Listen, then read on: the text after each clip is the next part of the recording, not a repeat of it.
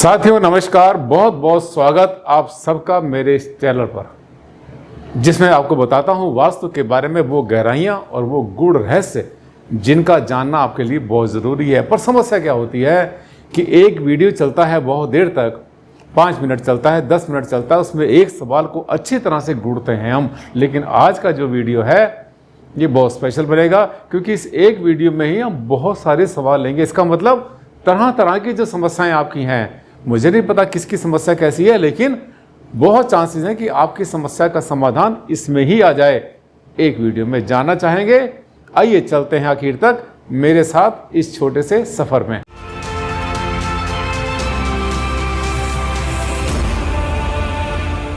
नमस्कार साथियों, ले आया हूं आपके लिए फिर से एक ऐसा ईमेल जिसमें मैंने बहुत सारे सवाल इकट्ठे किए हुए हैं अपने चाहने वालों के। आप देखेंगे कि एक के बाद एक ऐसे सवाल होते हैं जो कि कई बार उलझ जाते हैं, जिनका जवाब आसानी से मिलता नहीं है, होते बहुत छोटे से सवाल हैं। इसलिए तो मैंने लिखा है 7 उलझे सवाल और सीधे जवाब। जी हाँ, आपको जवाब मिलेगा तो आप कहेंगे अरे भारद्वाज ये तो बहुत सिंपल था। हाँ, यही चाहता हूँ कि आपके मुंह से ये निकले। आइए चलते हैं। देखिए, ये क्वेश्चन आंसर का सेशन है छोटा सा, जिसमें कि एक मील पर मैंने लिए हैं बहुत सारे सवाल जवाब। ये देखिए जो सवाल आपके सामने आया कि किसी ने भेजा है मेरे पास, एक साथ मैंने बहुत सारे सवाल अपने मेल पर लिए हैं और कोशिश किया है मैंने कि उनकी आइडेंटिटी जिन्होंने भेजा है उसका नाम या जगह का नाम थोड़ा सा मैं घुमा दूं, क्योंकि जिससे कि किसी की प्राइवेसी लीक ना हो। कोई चाहता है मेरा नाम डिस्प्ले हो जाए या लोग जाने, कोई चाहता है नहीं हो। आइए, सवाल बहुत ज़बरदस्त है, मज़ा आएगा, क्योंकि मुझे भी मज़ा आया था जब मेरे सामने सवाल आए थे। मैंने छांट कर, जिसे कहते हैं माला पिरोली इन मोतियों की। सबसे पहला सवाल, सर जय हिंद, मैं लोकेश अकेला नवी मुंबई से एक मैरिज ब्यूरो चलाता हूँ। अकेला एक तखल्लुस कहते हैं इसको, हम उपनाम लोग रख लेते हैं अपने। कई बार जो शेर व शायरी करने वाले जो पोएट होते थे वो भी रखा करते थे। नवी मुंबई में एक मैरिज ब्यूरो चलाता हूं, जिसका ऑफिस मैंने अपने घर के फ्रंट वाले कमरे में ही बना रखा है। मैरिज ब्यूरो चला रहे हैं, मिलने जुलने वालों को मैं कभी घर के अंदर नहीं लाता। हमने आपकी वीडियो देखी कि जब कोई बाहर से अनजान व्यक्ति या कोई और व्यक्ति आता है तो उसके जाने के बाद, जैसे वो आके चला जाता है अनजान व्यक्ति, उसके जाने के बाद में समस्या आ जाती है। बहुत बार हो सकता है कि उस व्यक्ति के आने से या उसके बैठने से कोई नेगेटिविटी आई हो, लेकिन घर में ना कोई आया ना कोई गया, ऐसा अंदर कोई भी नहीं आया, लेकिन उसके बाद भी घर में ज़बरदस्त नेगेटिविटी बनी हुई है। बड़ा यक्ष प्रश्न उसने पूछ लिया हमसे, किन्होंने? लोकेश जी ने। जबकि आपके वीडियो के अनुसार तो नेगेटिविटी वहीं पर आनी चाहिए जहां पर सुबह से शाम तक लोग मुझसे मिलने के लिए आते जाते रहते हैं। नाम लिखा है इन्होंने और उस नाम को जो है थोड़ा सा हमने हाइड करने की कोशिश की है। अब एक एक करके हम सवाल इसमें लेते हैं। देखिए, इनका कहना यह है कि जब घर में, हमने कहा था, एक वीडियो बनाई थी थोड़े दिन पहले आई थी, कि जब घर में कुछ लोग आते हैं, मेहमान आते हैं, कई बार उनके साथ में कोई नेगेटिविटी चली आती है। नेगेटिविटी का मतलब कोई ऐसी मनहूसियत नहीं होती, ऐसी बुरी कोई चीज़ नहीं होती, ऐसी ऊर्जाएँ नहीं होती, लेकिन उनके साथ जो अपना जो उनका ऑरा होता है, कई बार नेगेटिव आता है। कई बार उनके ऊपर एनवलप होता है, एक चढ़ी हुई होती है एक परत किसी भी नेगेटिविटी की, जो कि अपने साथ में कैरी करते हैं, कहीं से बाहर से लाते हैं, या अपनी परिस्थिति में उन्होंने अपने ऊपर एक वो सवार कर ली होती है। अब सवाल तो बहुत बड़ा है। ये देखिए, कोई घर में आया नहीं, कोई गया नहीं, ये चलाते हैं अपना मैरिज ब्यूरो, वो कमरा अलग बना रखा है, घर में कोई आता नहीं मिलने वाला, लेकिन घर में नेगेटिविटी रहती है। उस कमरे में जहाँ पर ये काम करते हैं, जहाँ पर ऑफिस बना रखा है, वहाँ नहीं। देखिए इसका क्या कारण होता है सबसे बड़ा, बहुत बार जो हमारे घर के लोग होते हैं ना, उनका सोचना, उठना, बैठना, खाना पीना, रहना सहना ही नेगेटिव होता है। और बहुत बार हमने देखा वो परिवार जिसमें 2 3 4 5 6 ज़्यादा लोग होते हैं, मेंबर्स होते हैं, उसमें कभी कभी कोई मेंबर जो है वो नेगेटिव हो जाता है। नेगेटिव कैसे होता है कि नेगेटिव बातें करता है, हर किसी को एक्यूज़ करता रहता है, तू ऐसा करता है, तू ऐसा करता है, तू गलत, वो गलत, ये गलत, समाज गलत, सरकार गलत, पॉलिटिक्स गलत, हमारा देश गलत, हमारा ये गलत, हमारा मैं गलत, तू गलत, ये सब का सब करता है। हर टाइम नेगेटिव बातें सोचते रहते हैं। बुरी किस्मत है मेरी, उसकी किस्मत बहुत अच्छी, औरों को जो है वो देखते रहते हैं। तो होता क्या है कि कई बार लोग जो है अपने ऊपर जो नेगेटिविटी ओढ़ लेते हैं, तो हमारे घर में वो ट्रैवल करती है। आपके घर में भी अगर ऐसी समस्या चल रही है, हो सकता है ऐसा हो। इसका आसान तरीका आपने ध्यान करना है। पहली बात एक ऐसी जो है कुछ ऐसी कल्चर डेवलप करो घर में कि जितने भी मेंबर हैं उन सबको सुबह सुबह नहाना है, उनको सुबह सुबह बात जरूर करना है, उनको नहाना है। नहाने के बाद चाहे 1 मिनट या 2 मिनट ये सबके लिए कंपलसरी कर दें कि चाहे 2 ही मिनट करें। आप गॉड के पास जाएंगे, भगवान के पास जाएंगे, सुबह उठते ही सबसे पहले कोई धार्मिक भजन कीर्तन आरती गायत्री मंत्र कुछ ना कुछ, या जिस धर्म को भी आप मानते हैं, किसी भी धर्म के लिए कोई बुराई नहीं होती, अपने अपने धर्म का कोई ना कोई ऐसा म्यूजिक या ऐसी ऐसी कोई चीज़, कोई शब्द कीर्तन चला सकते हैं आराम से, जिससे कि वो सुबह सुबह से फिल्टर होना शुरू कर दे। दूसरी बात, आपने कोशिश करनी है कि जहाँ पर ऐसी समस्याएं होती हैं वहाँ पर अपने घर के सेंटर जो आपकी लॉबी होती है वहाँ अंधेरा मत होने दो। कई बार हमने देखा है कि जो हमारी लॉबी होती है, जो सेंटर होता है, जिसको ब्रह्म स्थान कहते हैं, अगर वहाँ अंधेरा होता है तो हमने देखा है कि 1 2 3 4 कई बार सभी मेंबर जितने होते हैं वो सब नेगेटिव हो जाते हैं। तो आपको वहाँ पर एनवायरनमेंट क्रिएट करना है। घर का ऐसा मेंबर जो बहुत ज़्यादा नेगेटिविटी में हमेशा उलझा रहता है, ध्यान करें कि वो जो है बहुत ज़्यादा गहरे कलर के कपड़े ना पहने। आपके हाथ में, आपके कंट्रोल में जितना हो उतना करने की कोशिश करना। नहीं होता तो मेरी वीडियो दिखा देना कि भाई देखिए, हर किसी के लिए पॉजिटिव होना बहुत ज़्यादा ज़रूरी है। अपने लिए, इनर सेल्फ के लिए, बॉडी माइंड एंड सोल के जो है कनेक्शन हमारा ठीक बना रहे, उसके लिए। चलिए अगला सवाल हम लेंगे। अगला सवाल आ गया, नमस्कार सर, मेरे प्लॉट के नॉर्थ ईस्ट के मेन गेट के रैंप के नीचे गवर्नमेंट सीवर लाइन का मैनहोल है। देख रहे हैं आप, मैं शायद पढ़ पा रहे होंगे आप। मैनहोल का ढक्कन रैंप के बाहर है, बाकी मैनहोल रैंप के नीचे है। Is it okay sir? If not please tell me the remedy.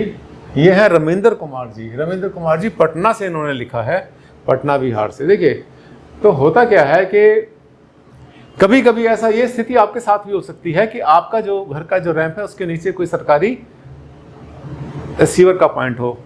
ये आप पहली बात तो ये मानिए कि हमारी बाउंड्री वॉल के बाद जो कुछ भी होता है उसका असर हमारे ऊपर कोई बहुत ज़्यादा नहीं आता।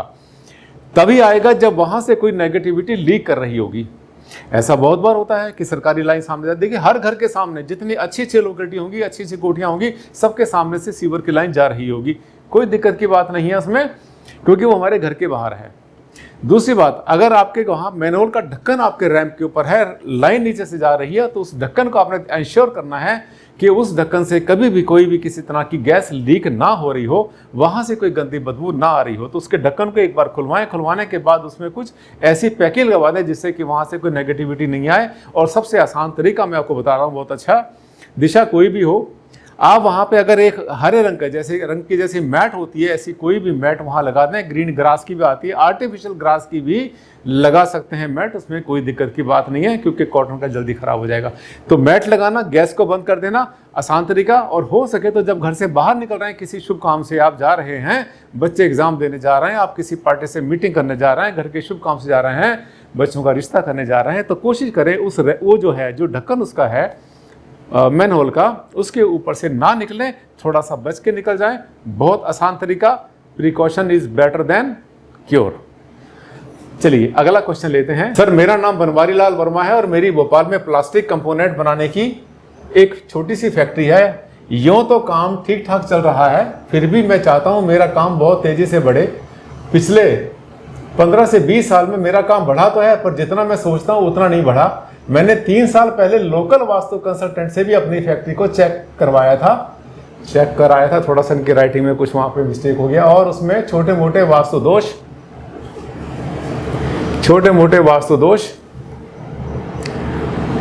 भी थे, जिनकी रेमेडी मैं पहले कर चुका हूँ।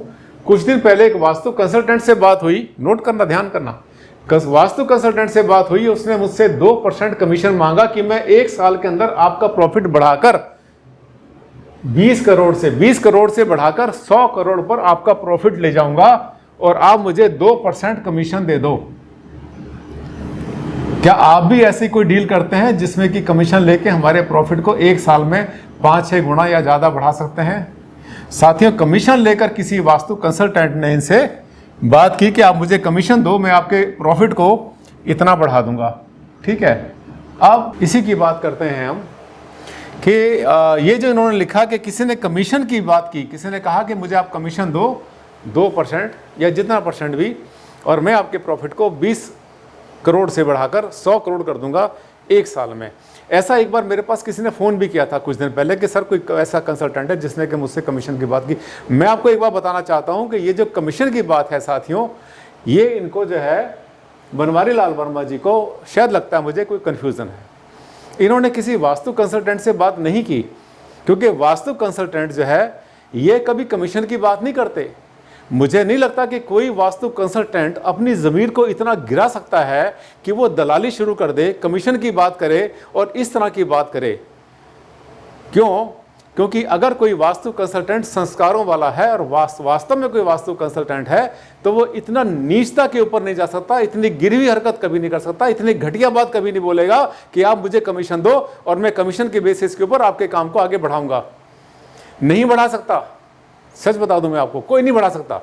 क्यों? क्योंकि एक आदमी या एज अ वास्तु कंसल्टेंट मैं आपकी गारंटी लेता हूं कि मैं वास्तु का काम करूंगा, वास्तव में आपकी एनर्जीज को ठीक कर दूंगा, लेकिन मैं कभी भी इस बात की गारंटी नहीं ले सकता कि आपका लाइफस्टाइल कैसा है, आपके बच्चे कितना काम करने वाले, कितना काम नहीं करने वाले, कितने काम चोर हैं, कितना आवारागर्दी करते हैं, कितना काम में हिस्सा नहीं लेते, और आपका खाना पीना, उठना बैठना, रहना सीना, आपका लाइफस्टाइल कैसा है, कौन कौन से साथियों 50 फैक्टर मिलते हैं तब जाकर के एक चीज़ बनती है। और एक वास्तु कंसल्टेंट अगर ऐसी गारंटी देता है तो मुझे लगता है कि बहुत घटिया हरकत है, ऐसी नहीं करनी चाहिए। पर फिर भी अगर ऐसा कोई कर रहा है तो उसकी मर्जी और ये आपकी मर्जी कि आप उसको जो है कमीशन पहले देते हैं ताकि उसका बिजनेस बढ़ जाए। 1 साल के बाद, 1 साल किसने देखा है, जाग जाना। क्योंकि आप देख रहे हैं आजकल जितने अखबार हैं, जितने भी टीवी चैनल्स हैं और जितने भी आप मीडिया देखते हैं, कैसे कैसे फ्रॉड चल रहे हैं। मैं फिर आपको बताऊं लास्ट में, मुझे लगता नहीं कि ये किसी वास्तु कंसल्टेंट ने बोला होगा, वास्तु वाला है ही नहीं, वो कुछ और ही है।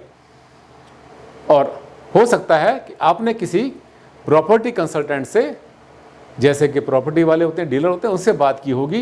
वो कमीशन पर काम करते हैं, वो दलाली करते हैं, वो काम करते हैं, इसमें कोई बुरी बात नहीं होती। उनकी रोजी रोटी साथियों वही है। कमीशन नहीं लेंगे तो, अगर वो उसमें अपना हिस्सा नहीं लेंगे, कमीशन नहीं लेंगे तो कैसे काम चलेगा। और आपकी बहुत बड़ी हेल्प करते हैं ये जितने प्रॉपर्टी कंसल्टेंट होते हैं, प्रॉपर्टी डीलर होते हैं, आपकी हेल्प करते हैं, सेलर को मिलवाते हैं, बायर से, दोनों को मिलाते हैं, उनके आपस में डील कराते हैं साथियों, वो भी बहुत अच्छा काम होता है। लेकिन वो जो कमीशन है वो उनके लिए बना है, प्रॉपर्टी डीलर के लिए बना है। वास्तु कंसल्टेंट, मैं फिर कहता हूं, इतने घटिया स्तर के ऊपर नहीं गिर सकता, अपने ज़मीर को इतना नहीं मार सकता जितना इन्होंने बताया। मैंने इनको भी मैसेज दे दिया है कि आप फिर से चेक करो एक बार, वो वास्तु कंसल्टेंट नहीं था, बिल्कुल भी नहीं था। क्योंकि जो वास्तु कंसल्टेंट संस्कारों वाला होता है, जिसको उसके माँ बाप ने, उसके मतलब पूर्वजों ने अच्छे संस्कार दिए होते हैं, वो अपनी जिस लाइन के अंदर होता है उस लाइन की बात करते हैं, उसके अनुसार ही एडवाइस करते हैं, कभी भी इतनी नीचता वाली बात नहीं करते। चलिए आगे चलते हैं, नेक्स्ट क्वेश्चन लेंगे हम। कई क्वेश्चन है इसमें। आप देख रहे हैं, सर नमस्ते। ये सर नमस्ते, मैं आपकी हर वीडियो देखती हूँ। कोई मैडम है ये। मैंने आपसे बहुत कुछ सीखा है, बस एक बात पूछनी है कि यदि घर के बीच में, ये देखिए, घर के बीच में चौक हो और उसका फ्लोर थोड़ा सा नीचा हो जाए बाकी घर के फ्लोर से, तो ये सही है? ये कोई मिसिज यू भट्ट हैं, बीकानेर राजस्थान से। मैंने फिर यहाँ जगह का नाम बदला है ताकि उनकी जो प्राइवेसी, सेंटेंस उन्हीं का है। आप पहचान रहे होंगे, अगर आपने लिखा था, आपने सवाल डाला था तो आप मैडम पहचान रहे होंगे, आप ही का क्वेश्चन मैंने लिया है एक्चुअल में। देखिए एक बात ध्यान करिए, राजस्थान से हैं, वैसे राजस्थान से ही हैं ये। होता क्या है कि राजस्थान की आपने हवेलियाँ देखी होंगी बड़ी बड़ी, तो वहाँ पर क्या होता था, एक चौक बनता था, चारों तरफ कमरे बनते थे, कमरे के बिल्कुल सेंटर में एक जगह खाली होती थी, उसको चौक बोला करते थे। वो जो चौक है साथियों, उसका लेवल आमतौर पर या तो बराबर होता था या फिर थोड़ा सा नीचा होता था, और बहुत बार कच्चा भी होता था। जहाँ पर बच्चे खेलते थे, पूजा पाठ करते थे, तुलसी का चौरा भी वहीं पर हुआ करता था। और जो घर के बड़े बूढ़े होते हैं, उनका उठना बैठना, हुक्का पानी पिया करते थे, वहीं पर बैठा करते थे। एक वहाँ पर रौनक रहा करती थी। तो ये जो सिस्टम है, इसमें कोई बुराई नहीं होती। अगर आपने एक बड़ी हवेली बना रखी है, बड़ा मकान बना रखा है, सेंटर में अगर थोड़ा सा आपने डाउन कर दिया तो उसमें कोई दिक्कत नहीं होती। और हाँ, एक बात ध्यान कर लेना, ये जो ब्रह्म स्थान है उसको थोड़ा बहुत डाउन, थोड़ा बहुत का मतलब है 2-4 इंच 6 इंच तक डाउन कर सकते हैं, ज़्यादा डाउन नहीं करना। वहाँ पे गड्ढा नहीं बनाना, पानी का टैंक नहीं बनाना, वहाँ पर सीवर की सेप्टिक का वहाँ पर टैंक नहीं बनाना, कोई ऐसा गहरा नहीं करना है।